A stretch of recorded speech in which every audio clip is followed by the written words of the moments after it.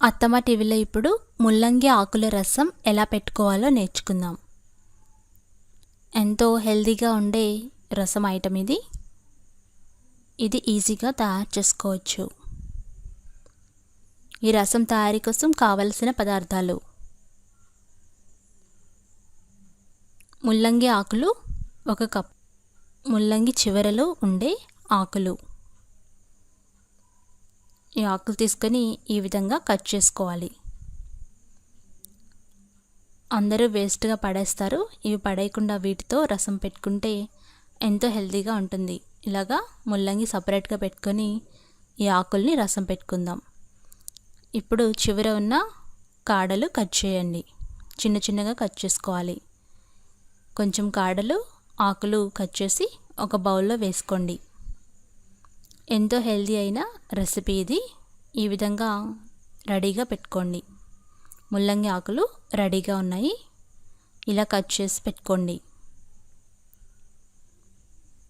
ఒక టమాటో, చింతపండు నిమ్మకాయ సైజ్ అంతా, మిరియాల పొడి 1/2 టీ స్పూన్, ఉల్లిపాయ 1, ఎండుమిరపకాయ 1, తాలింపు దినుసులు 1 టీ స్పూన్, జీలకర్ర 1/2 టీ స్పూన్, కరివేపాకు 2 రెమ్మలు, వెల్లుల్లి రెబ్బలు 2, నెయ్యి 1 టీ స్పూన్, నీళ్ళు 2 లీటర్లు, కారం 1 టీ స్పూన్, ఉప్పు తగినంత. ఇప్పుడు తయారీ విధానం నేర్చుకుందాం. ముందుగా ముల్లంగి ఆకులు రెడీగా పెట్టుకోండి. కొద్దిగా నీళ్లు వేడి చేసి అందులో కొంచెం ఉప్పు వేసి ఆ ఉప్పు నీళ్ళల్లో ముల్లంగి ఆకుల్ని 5 నిమిషాలు ఉడికించుకోవాలి.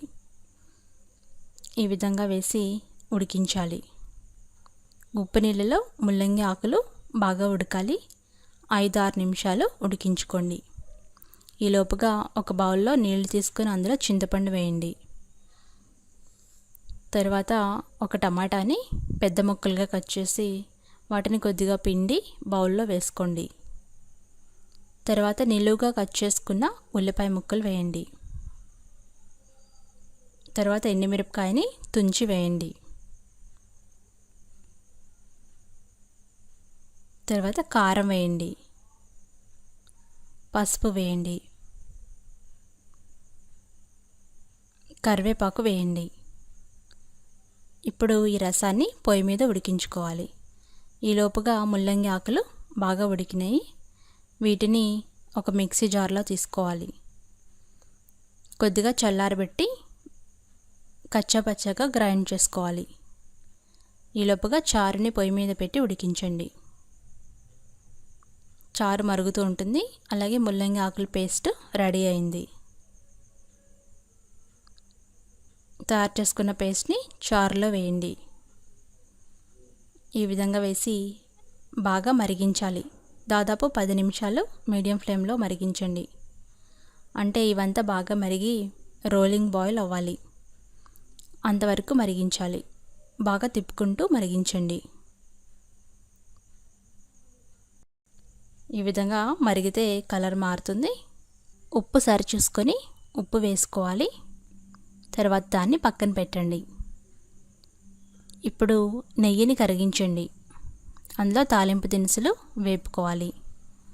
తాలింపు దినుసులన్నీ ఒకదాని తర్వాత ఒకటి వేసి 1 నిమిషం పాటు బాగా వేపాలి. వేగిన తాలింపుని చారులో వేయండి. ఈ విధంగా వేస్తే బాగా మరుగుతుంది. అలాగే మంచి వాసన కూడా వస్తుంది. తాలింపు పెట్టిన తర్వాత 1 నిమిషం పాటు ఉడికించి సర్వ్ చేసుకోవడమే. అంతే, ఎంతో ఆరోగ్యకరమైన ముల్లంగి ఆకుల రసం రెడీ అయింది. దీన్ని వేడివేడి అన్నంతో ఏదైనా సైడ్ డిష్ లాగా సర్వ్ చేసుకొని తీసుకోవచ్చు. రుచికరమైన ఈ డిష్ మీరు కూడా తప్పకుండా ట్రై చేయండి. రెసిపీ టెక్స్ట్ కోసం attamaTV.com చూడగలరు. మరికొన్ని రెసిపీస్కి attamaTV సబ్స్క్రైబ్ కాగలరు. ధన్యవాదములు.